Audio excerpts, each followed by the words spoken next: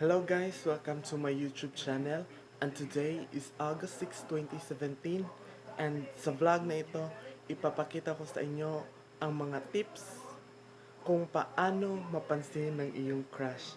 So let's go! So hello guys, welcome back. So there are 10 tips para mapansin ng iyong crush. So ilalagay ko muna yung camera dito.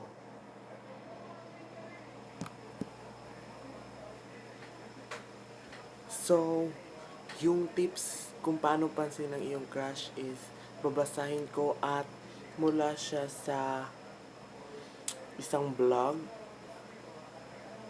So, ang una para mapansin ng iyong crush is una, syempre mag-isip ng paraan kung paano mapapalapit kay crush.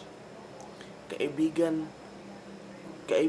o yung mga friends sa niya tulad ng kapatid at kaibigan para syempre mapansin kayo.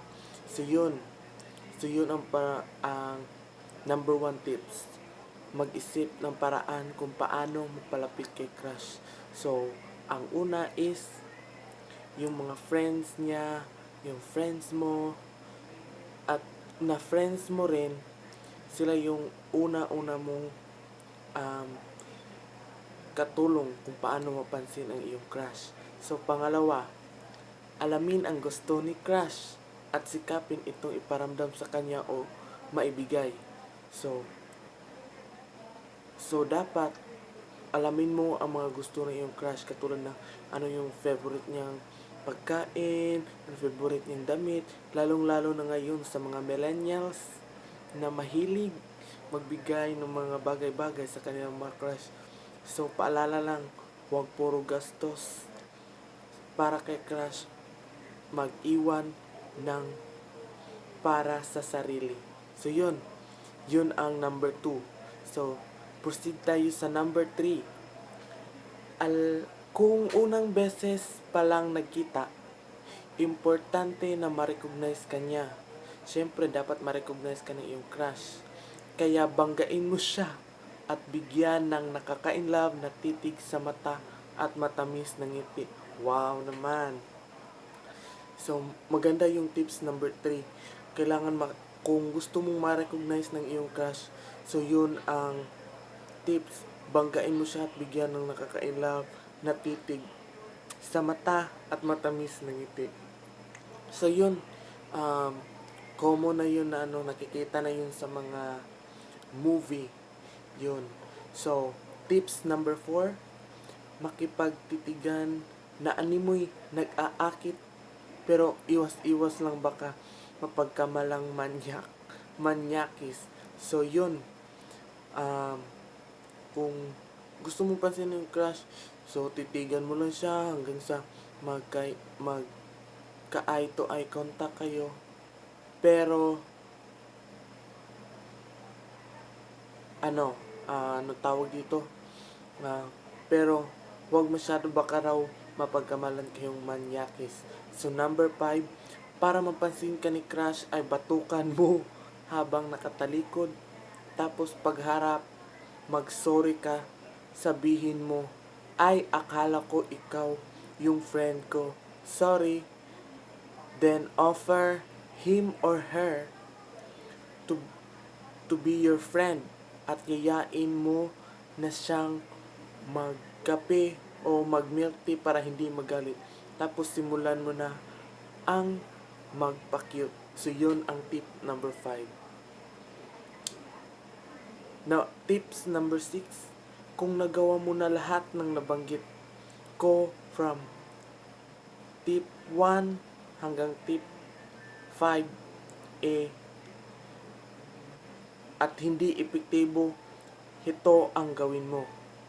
Tawagin mo ang madaldal mong kaibigan at ipagkalat na crush mo siya. Ewan ko na lang kung di pa niya malalaman. So yun, common na ito sa ating school. Marami ang anong tawag dito, mga madadaldal na ating mga kaibigan. So Yun, tawagin mo lang siya, sabihin mo, uy, crush ko siya, ganun ganon. Hanggang sa kumalat at hanggang mapansin ka niya.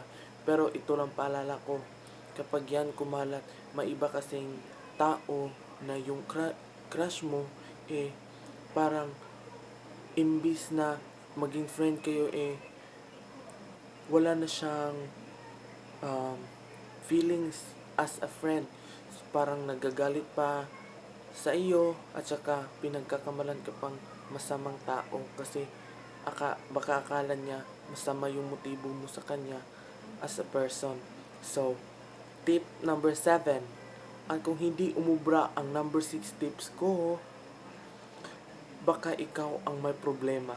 Kaya dapat magpaganda at magpagwapo ka na dahil ikaw ay tsaka. Kaya malamang maghintay ka lang at nakanganga. So yun, kung hindi uubra, so yun baka maiba kasi na um, beauty preference ang kanilang, yun, yung beauty ang kanilang preference sa pagkakaroon ng isang crush. O di kaya ikaw ang may problema. Kaya kung hindi ka pinapansin ng crush mo, baka may tigyawat ka na, pimples, mga pores, or baka hindi niya type yung may mga itim-itim yung mukha mo. So yun. Pero kung hindi naman talaga kaya, huwag mong pilitin kasi um, simplicity is beauty. So yun.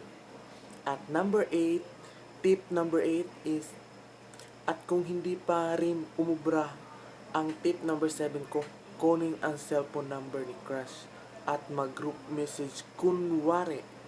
Pero sa kanya mo lang isend ang matatamis na post. So yun, sa mga millennials ngayon at sa mga, especially sa mga high school students na nagka-crush, na may number sa kanilang crush. So yun ang karaniwang ginagawa nila para mapansin ng crush. Akala mo group message, yun pala sa isang tao mo lang isinesend ang mga matatamis mo na mga quotes. So yun ang tip number 8. So tip number 9, plus points kung may talent ka. Siyempre, plus points yun para kay crush, yung may talent ka. Sumayaw, kumanta at tumugtog ng gitara. Boys ang mga babae ay madali makilig kaya daanin sa simpleng the moves. Girls, ang mga boys, sasakyan ka kapag nalaman niyang crush ka niya, lalo na kung maganda ka at kung pangit ka, extra effort pa. Push pa yan, te. So yun. So, tama naman na mas may plus points ka sa yung crush kung may talent ka. Pero yun nga lang, yung ang mga babae, madali makilig kaya sa mga boys, daanin sa simpleng the moves or sa mga konti-konting paligaw-ligaw. Kaya padala ng chocolates. Yung murang chocolates lang, yung mga 5 pisong chocolates, yung ano ba yan, kahit ano pa. Yung mga ganon-ganon, kasi madaling kinikilig ang babae. So girls, ang mga boys, huwag basta-bastang magka-crush. Kasi may iba na sasakyan ka lang, uy, crush ko yan. Baka paglaruan ka pa, yun ang masakit. So ang huli, tip number 10. Last na to. Plus point kung sabihin mo sa kanya ng direkta na crush mo siya. Yung sa iyo mismo nagmula na gusto mo siya, pero direkta niyang maririnig mula sa iyong bibig na hinahangaan mo siya. So yun, gusto ko yung tip number 10. Kailangan, kung may gusto ka sa isang tao o crush mo, huwag mo nang ipadaan sa ibang mga tao. Mas mabuti na mag one-on-one kayo, gusto mo makipag-usap sa kanya, at direkta mo sabihin sa kanya. Kasi, unang-una, wala namang mawawala sa iyo kung sasabihin mo na may paghanga siya sa iyo. At pangalawa, may posibilidad pa na maging friends kayo o maging close. At pangatlo, eh baka mag baka magiging ano pa kayo, mas open pa kayo sa isa't isa, magiging friends pa kayo, at baka sa huli magkagusto siya sa iyo dahil sa mga ganitong bagay, ganon ganon. So yun, salamat sa panonood. Hope na marami kayong natutunan sa aking mga nabasang tips kung paano mapansin ng iyong crush. So, yun lang mga guys. So, goodbye muna sa ngayon and see you sa susunod na video, and don't forget to subscribe me. So, annyeong!